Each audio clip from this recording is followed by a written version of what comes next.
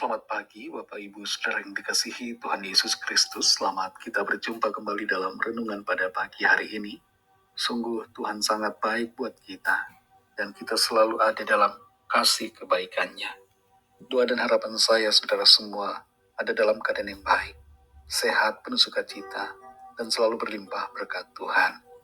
Sebelum kita mendengarkan firman Tuhan, mari kita berdoa. Selamat pagi Bapa di sorga, Bapa dalam nama Tuhan Yesus Kristus, Tuhan yang selalu ada bersama kami, menyertai dalam segala keadaan. Kami bersyukur untuk kebaikan-Mu, bersyukur untuk kemurahan-Mu. Terima kasih untuk pagi hari ini, terima kasih untuk kesempatan di hari baru. Saat ini kami mau mendengar sabda firman-Mu.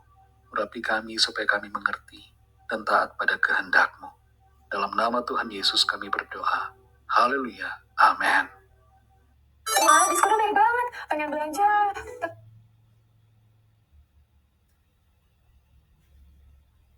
Amin.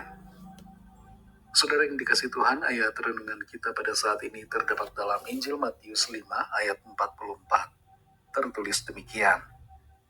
Tetapi aku berkata kepadamu, kasihilah musuhmu dan berdoalah bagi mereka yang menganiaya kamu.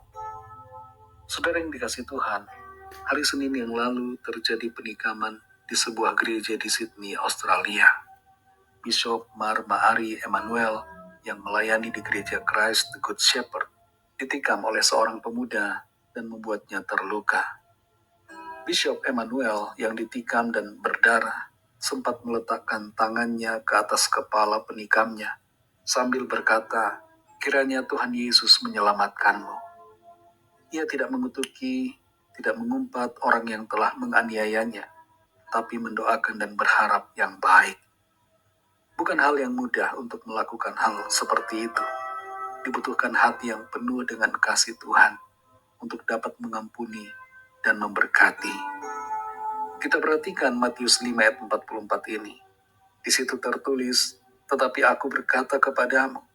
Di sini Tuhan Yesus yang berkata, kasihilah musuhmu dan berdoalah bagi mereka yang menganiaya kamu. Bagi dunia, apa yang diperintahkan oleh Tuhan Yesus dalam ayat ini merupakan suatu kebodohan. Masakan orang yang menganiaya harus dikasihi dan didoakan? Secara kedagingan, kita inginnya membalas dendam. Mata ganti mata, gigi ganti gigi, nyawa ganti nyawa, rugi ganti rugi. Tapi firman Tuhan mengajarkan kita hal yang berbeda. Untuk menghentikan kebencian, taburkanlah kasih. Kita harus mengasihi. Selama hati kita selalu penuh kebencian, hidup kita akan dipenuhi dengan keinginan untuk menyakiti, melukai, bahkan membunuh. Membalas kelihatannya enak, tapi membalas bukanlah solusi. Membalas justru membuat kita terkena masalah, dan bahkan kita bisa menjadi berdosa. Lebih baik kita serahkan pembalasan kepada Tuhan, yang akan membalaskan setiap orang menurut perbuatannya. Pembalasan itu adalah haknya Tuhan. Bagian kita adalah mengasihi. Dalam ayat ini Tuhan Yesus katakan, kasihilah musuhmu. Kita mungkin berkata, enak aja. Dia udah menyakiti hati saya. Dia udah memfitnah saya. Dia merugikan saya, bahkan menyerang saya, serta menghancurkan karakter atau martabat saya. Tuhan tidak mengatakan soal lain-lain. Entah orang itu menyakiti, merugikan, atau semacamnya. Tuhan katakan agar kita mengasihi dia. Mengasihi orang itu, mengasihi musuh kita. Kita pribadi pasti tahu siapa yang jadi musuh kita. Orang yang seringkali terbayang di dalam pikiran, yang terasa seperti merongrong dan menyakiti hati kita, yang membuat kita kesal, marah ketika memikirkan mereka. Itulah musuh. Itulah orang yang perlu kita kasihi, selain orang-orang lain dalam hidup kita. Mungkin musuhmu saat ini adalah pasangan hidupmu. Mungkin juga anakmu atau orang tuamu. Mungkin mereka sudah menyakiti, dan saudara kesal terhadap mereka. Kasihilah mereka semuanya. Jangan biarkan rumah tangga dan keluarga kita menjadi hancur karena tidak ada kasih. Saudara yang dikasihi Tuhan, Kasih, kalau belum sampai mengeluarkan air mata, bukanlah kasih. Kasih, bila belum sampai berkorban, bukanlah kasih. Tuhan telah menunjukkan bagaimana mengasihi. Ia mengasihi kita sampai ia berkorban di atas salib.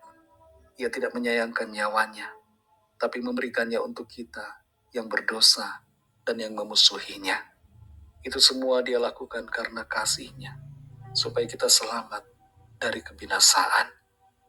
Mari ikuti teladan Tuhan Yesus, miliki hati yang penuh kasih, dimulai dari keluarga kita masing-masing, dan keluar sampai kepada orang-orang lain.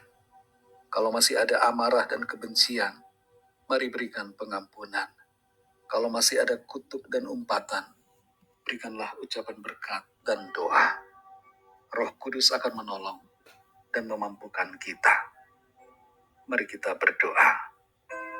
Terima kasih Tuhan Yesus, kami bersyukur untuk firman-Mu ya Bapa, karena firman-Mu mengingatkan kami untuk memiliki hati yang penuh kasih. Kami akui ketidakmampuan kami untuk mengasihi. Kalau kami andalkan kekuatan kami sendiri, kami tidak mampu Tuhan. Kami marah, kami kesal, kami benci. Tapi kami mau tunduk pada firman-Mu. Mampukan kami Tuhan untuk mengasihi. Mampukan kami untuk mengampuni, untuk menerima, untuk mendoakan, untuk mengucapkan berkat. Sekalipun ada rasa sakit di hati kami, ada perasaan kesal dan marah, Tuhan tolong kami dan mampukan kami untuk mengasihi, untuk mengampuni, untuk menerima. Terima kasih Tuhan, kami mengucap syukur. Firman-Mu memberikan kami kekuatan. Roh Kudus-Mu menolong kami untuk menang. Pimpin kami Tuhan di sepanjang hari ini, dalam segala aktivitas kami. Sertai kami dengan kuat kuasa-Mu. Jadikan kami pemenang-pemenang dalam segala hal. Kami berdoa khusus bagi yang sakit, apapun sakit yang dialami saat ini. Tuhan jamah dan sembuhkan. Urapi Tuhan, jamah dari kepala sampai kaki. Kuasa Tuhan mengalir dan menyembuhkan, menyempurnakan tubuh setiap kami. Terima kasih Tuhan, kami berdoa juga bagi yang sedang dalam masalah persoalan, agar kuasa Tuhan bekerja, memberikan jalan keluar, dan mujizat-Mu dinyatakan. Kami serahkan semua ke dalam tangan kasih-Mu. Hanya dalam nama-Mu yang kudus, nama Tuhan Yesus Kristus, kami sudah berdoa dan mengucap syukur. Haleluya. Mari sama-sama kita berdoa, doa Bapa kami. Bapa kami yang di sorga, dikuduskanlah nama-Mu, datanglah kerajaan-Mu, jadilah kehendak-Mu di bumi seperti di sorga. Berikanlah kami pada hari ini makanan kami yang secukupnya.